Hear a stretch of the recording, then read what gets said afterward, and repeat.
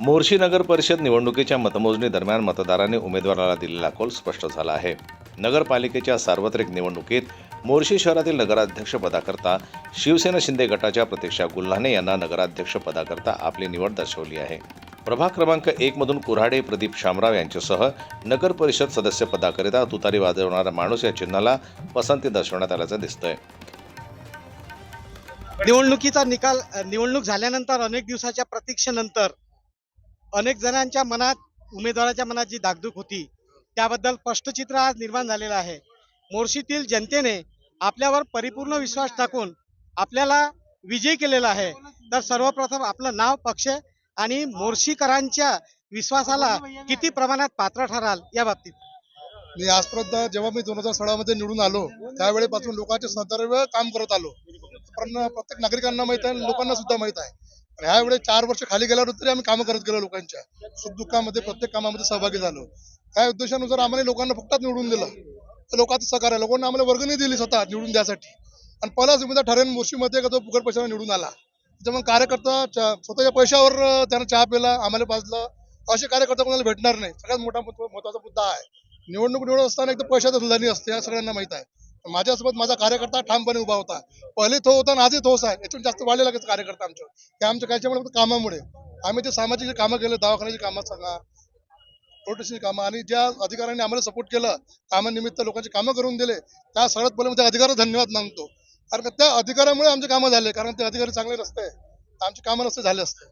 माझ्या मते भारतीय जनता पार्टीची महाराष्ट्रामध्ये सुद्धा सरकार आहे आणि मोर्शीमध्ये सुद्धा भारतीय जनता पार्टीची सत्ता बसेल आणि नगराध्यक्ष निवडून येतच आहे भारतीय जनता पार्टीचे.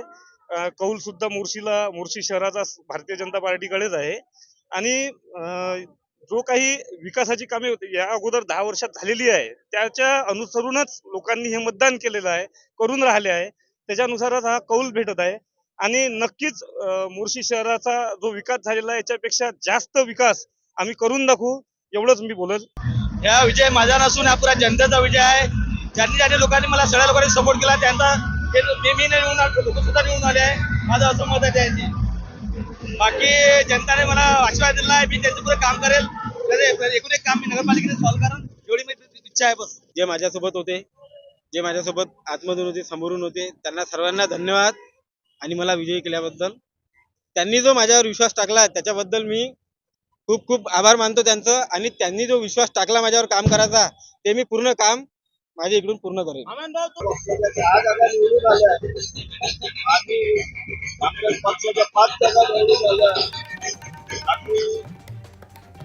नगरपालिका सदस्य पदाकरता एकूण 127 उमेदवार निवडणूक रिंगणात उभे होते.